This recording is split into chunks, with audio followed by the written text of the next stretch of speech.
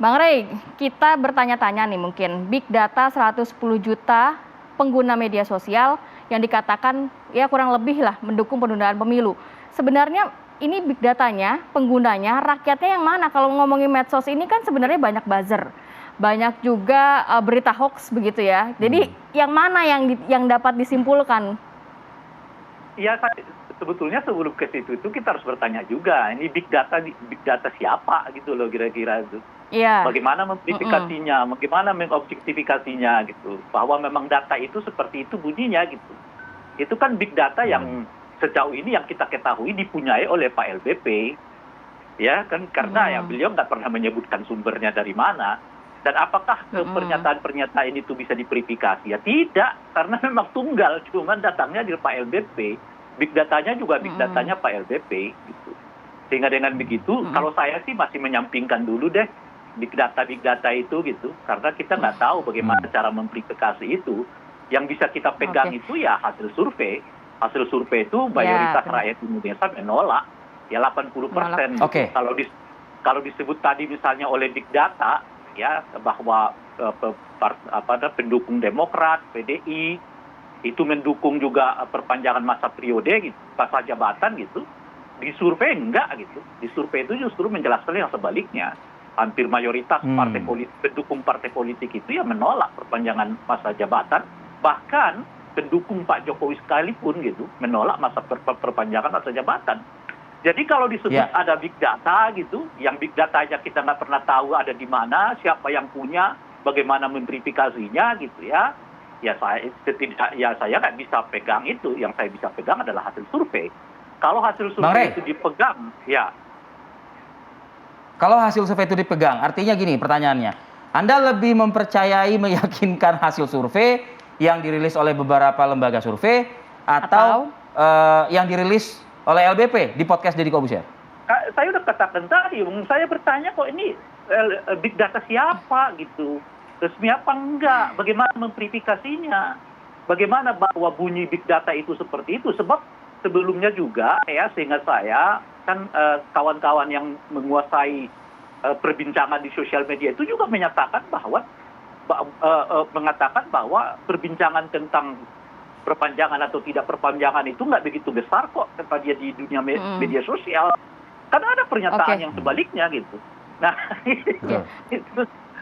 Bang Rey, sebelum saya ke Bang Irfan, bahkan beliau data yang sebaliknya mengatakan sama-sama diambil dari perbincangan dunia media sosial ya. Oke, Bang Rey, sebelum saya ke Bang Irfan, itu tidak besar. Ya, sebelum saya ke Bang Irfan, mungkin kalau Anda sendiri membacanya, ini kan antara menteri dan juga Pak Presiden mungkin ada yang tidak satu suara ya. Ada menteri yang juga menyatakan pengusaha ingin mendukung begitu. Nah, Anda melihat ini sebenarnya ada di baliknya ada dari istana, dari Pak Presiden, ataukah memang sebenarnya kebetulan saja itu inisiatif para menteri yang memang menjadi pembantu presiden begitu, bukan dari presiden arahannya? Iya, itulah yang mestinya menurut saya tanda kutip ditertibkan oleh presiden. Kalau presiden sudah jelas pernyataannya saya taat konstitusi, mestinya pembantu-pembantu beliau itu memperkuat asumsi itu. Jadi bukan sebaliknya membuat pernyataan-pernyataan yang bersayap. Kemarin misalnya ya ada kunjungan menteri ke ketua partai, tapi yang dibahas salah satunya adalah soal itu. Ya kan kira-kira gitu. Itu justru pasca pernyataan presiden kan. Tiba-tiba ada podcast yang dilakukan oleh menteri yang dibahas big data itu lagi gitu, seolah-olah big data itu ya benar ya macam-macam dan seterusnya itu gitu. Yang saya setuju. Jadi kalau presiden menyatakan saya taat konstitusi yang sekarang sampai kapanpun sebisa mungkin tidak dirubah kalau konteksnya perpanjangan masa jabatan maupun periodisasi masa jabatan presiden kira-kira gitu. Menteri-menterinya yang ngomongnya ya itu gitu. Ngomongnya presiden sampai kapanpun satu suara ya, tidak akan pernah setuju dengan perpanjangan masa jabatan apalagi periodisasi kira-kira gitu sampai kapanpun. Kecuali ya, kita nggak tahu bahwa itu presiden yang masih akan datang, tapi kalau presiden Pak Jokowi sampai kapanpun tidak akan pernah mau. Nah, itulah yang diperbincangkan para publik. Jadi bukan big data yang besar, big data yang kita juga nggak bisa verifikasi big data itu seperti apa gitu. Bang Irfan Pulungan, silakan ditanggapi pernyataan dari Ray Rangkuti. Ya, kan begini. Kalau Bang Ray tadi mengatakan dia lebih percaya kepada hasil survei. Ya, itu pendapat argumentasi dia sah-sah saja. Kita juga nggak bisa memaksakan seseorang untuk dalam alur pikirnya kita. Itu pendapat Bang Ray. Tapi pertanyaan saya adalah, apakah dalam hasil survei yang dilakukan lembaga-lembaga survei itu 100% atau 1000% semua setuju terhadap adanya penundaan jabatan presiden, atau semuanya setuju 1000% menolak adanya penundaan presiden, masa jabatan presiden? Itu pertanyaan saya coba. Kan Ya, masih ada dua sudut pandangan kan? disampaikan. Kan ada dua sudut pandang, ada yang pro, ada yang kontra, ya kan? Nah itu, sekarang ini yang disampaikan oleh Pak LBP itu adalah ini ada percakapan, ada komentar, ada pendapat di dunia media sosial tentang yang pro dan kontra. Kan itu dia menjelaskan. Kenapa kita harus memperdebatkan itu pendapat di media sosial sama dengan pendapat yang dilakukan oleh lembaga survei siapapun. Ada yang pro dan kontra, ada yang pro dan yang kontra, ada yang berpendapat setuju dan tidak setuju di masing-masing. Misalnya partai politik koalisi juga berbeda pendapat, partai koalisi itu juga berbeda pendapat, Bang Ray.